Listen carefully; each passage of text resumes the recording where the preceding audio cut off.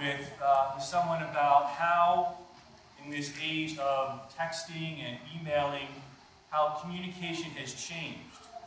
Expectations of one another have changed. With emails and texts, we have instant communication. I send someone a text, someone sends me a text, and I get that little ping on my phone, and I know someone has sent me a message. And I know that if I send someone a message, they're going to get it almost instantly. And so the expectation has become with people that I know you got my message, but I expect you to answer me fairly quickly. You know, 100 years ago, 200 years ago, you would send a letter to someone, and it would literally take weeks, maybe months for them to get it. So you knew you weren't going to hear back.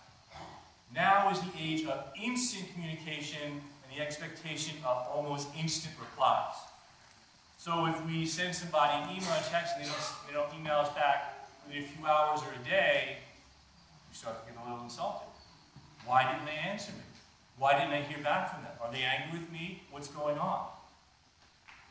But I think that even though this has just begun in this age of texting and emailing, I think God has always had that texting expectation.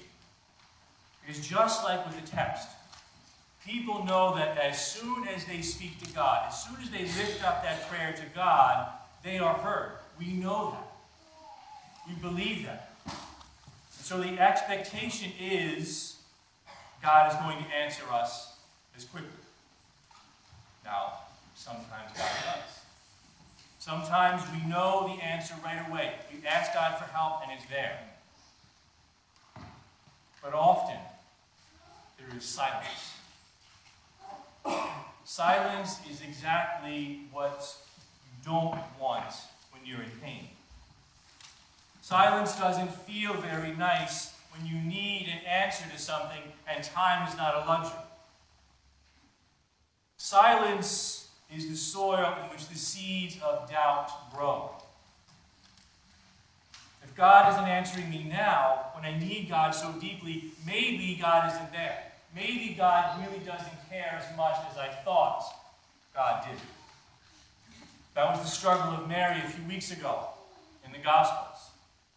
Mary was in need. Her brother was dying. Waiting wasn't an option. They knew Jesus got the message. They knew Jesus knew what was going on with Lazarus. And nothing. Silence. No response. It's Thomas's struggle today. Thomas, I am sure, asked God why after that Good Friday. Why would God allow his chosen, his anointed, to be tortured and killed in the most brutal and shameful way? After 3 years of following Jesus around, of being part of his ministry, of seeing the incredible things that he did, after 3 years, this is how it ends? That's it? It's over just like that? And in those prayers, what did God tell Thomas?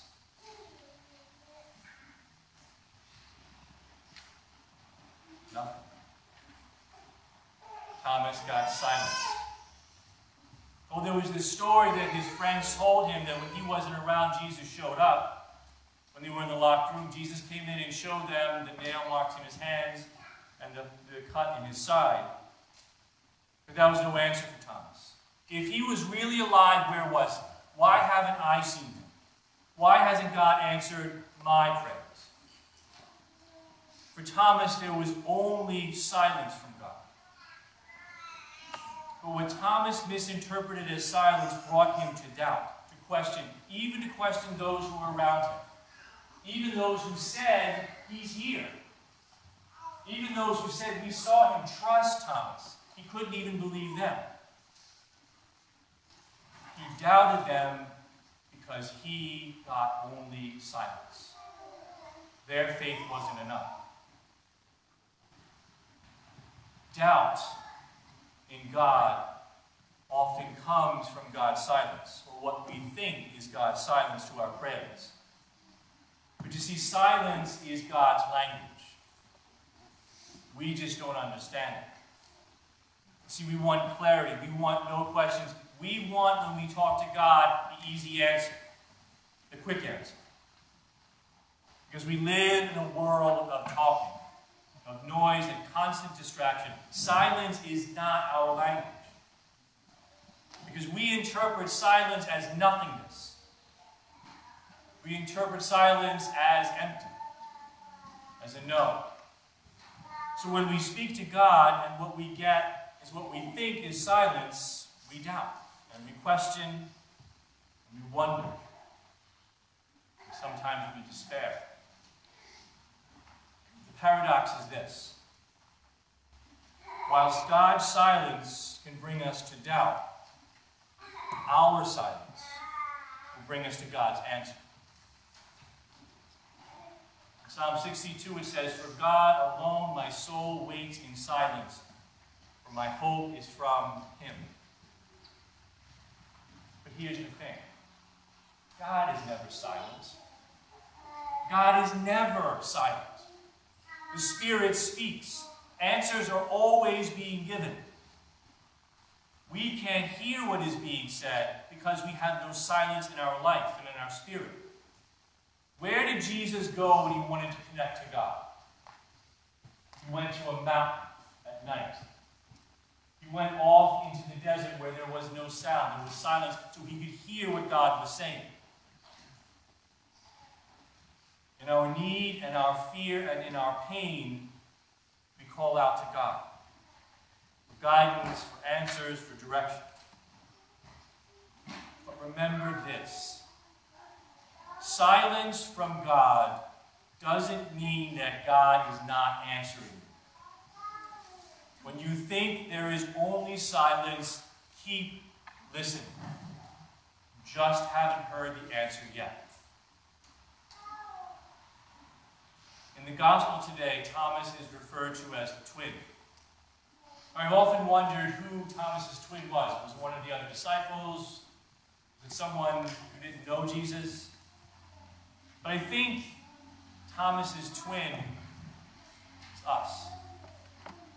We listen for God just like he did. We ask for answers. We struggle with silence. What we think is God's silence. We are twins as well because even in our doubts, the Spirit will in time give us whatever we need for faith.